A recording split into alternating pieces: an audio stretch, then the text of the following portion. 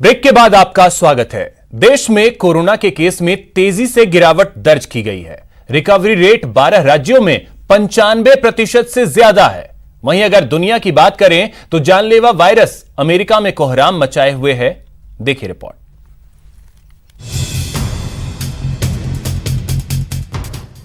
देश में corona virus के केस में तेजी से गिरावट दर्ज की जा रही है।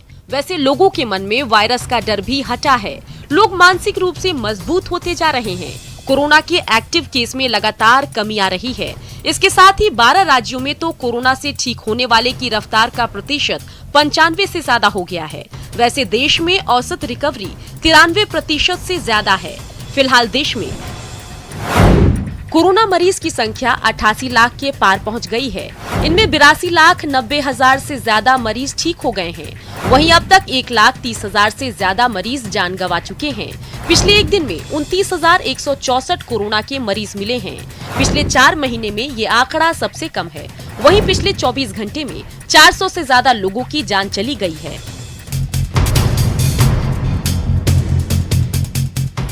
आईसीएमआर के मुताबिक देश में अभी तक 12 करोड़ 65 लाख से ज्यादा लोगों की कोरोना टेस्ट हो चुकी है। वहीं दुनिया के अन्य देश की बात करें तो भारत अमेरिका के बाद दूसरा सबसे ज्यादा कोरोना संक्रमित वाला देश है। हालांकि भारत अमेरिका के बीच अंतर की बात करें तो अमेरिका में जहां तेजी से केस बढ़ रहे हैं, वहीं भारत में लगातार कोरोना केस में गिरावट दर्ज की जा रही है। अमेरिका में पिछले 6 दिन में ही 10 लाख कोरोना के मामले सामने आए, जो चौंकाने वाले हैं। यूनाइटेड स्टेट में कोरोना के केस 1 करोड़ 15 लाख से ज्यादा हैं। वैसे देश में कोरोना के खतरे से इनकार नहीं किया जा सकता। यहाँ कोरोना की दूसरी लहर का खतरा मंडराने का डर है। लिहाजा इसे देखते हुए मास्क, सैनिटाइजर और 6 फीट की दूरी बनाए रखना अभी भी जरूरी है। Bureau report, news 18 network.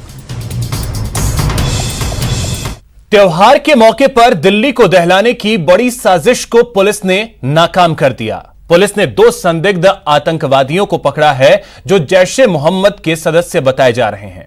इन आतंकियों के निशाने पर दिल्ली के कई इलाके और इमारतें थी।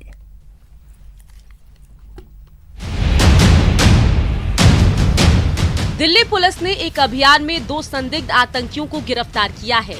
ये दोनों आतंकी जम्मू कश्मीर के रहने वाले हैं और इनके निशाने पर दिल्ली के कई अहम इलाके थे। पुलिस को इन दोनों की भनक पहले ही मिल गई थी और जाल बिछाकर इन दोनों आतंकियों को मिलेनियम पार्क में पकड़ा गया।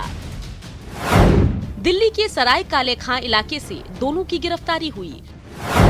2 सेमी ऑटोमेटिक पिस्टल और 10 जिंदा कारतूस बरामद हुए। संदिग्ध आतंकी अब्दुल लतीफ बारामूला का रहने वाला है। संदिग्ध आतंकी अशरफ खटाना कुपवाड़ा का रहने वाला है।